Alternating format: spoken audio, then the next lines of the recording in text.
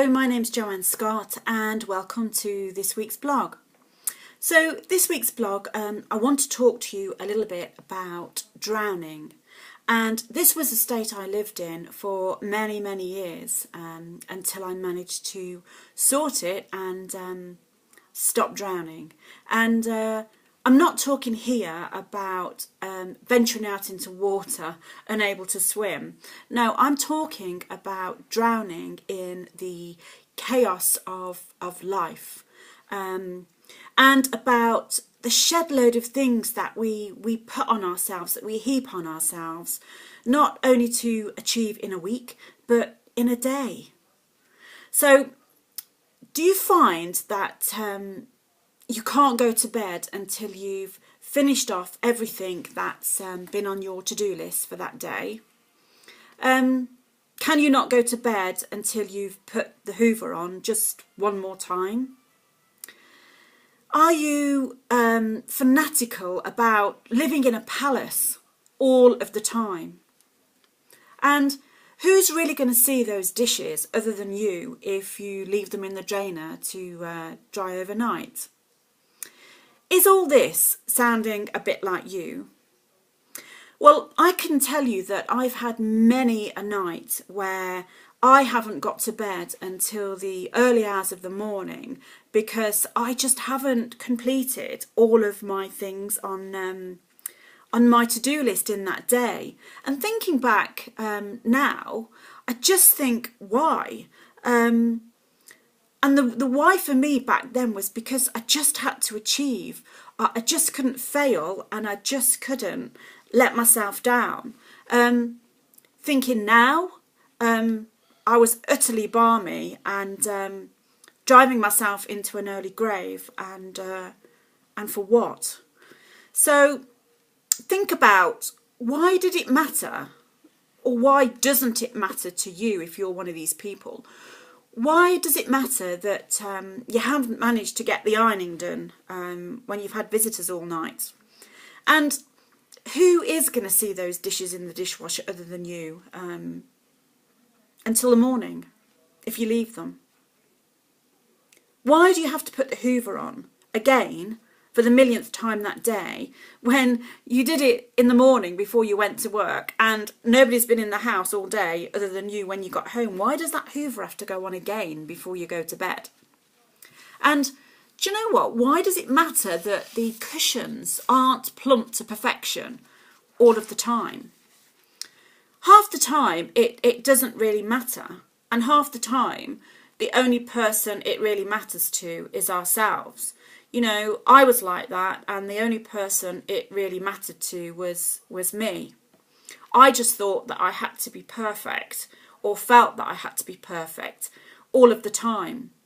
And if you think about it, in this day and age, if we did all the things that we wanted to do in a day, if we had to get all those things we set ourselves to do and get them done in a day, every day, we'd never, ever, ever, ever end up going to bed. So it took me a long time to realise that it's okay. I don't have to be perfect, and we don't have to be perfect all the time. And striving to be perfect all the time is detrimental to our health and well-being. It's a bit of a downward spiral for me, actually. And by being this perfect person all the time, is this what's going to keep us fit, well and healthy? The answer, unfortunately, is no. I actually found that it was okay to make a shorter to-do list.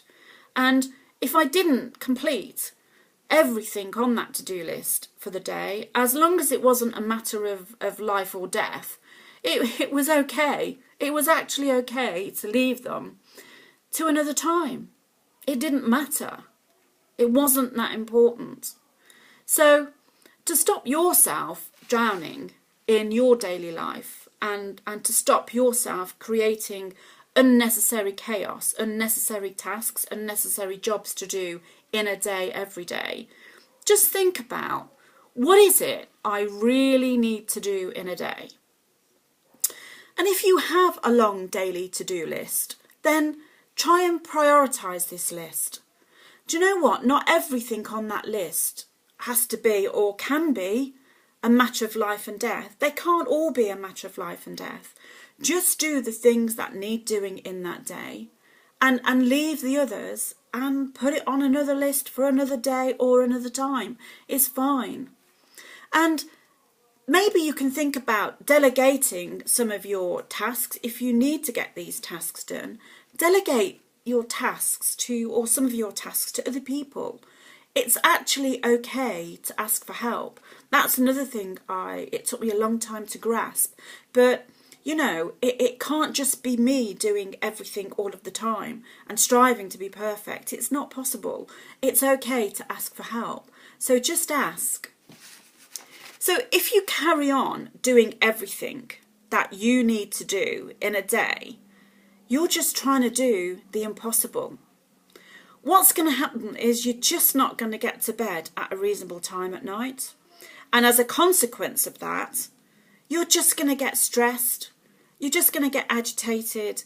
Your mood is going to get lower and lower. And you're just going to be depleted of sleep. It's going to be debilitating for you. And where are you going to end up? So my call to action for you guys today is to start thinking about what you really, really need to do in a day.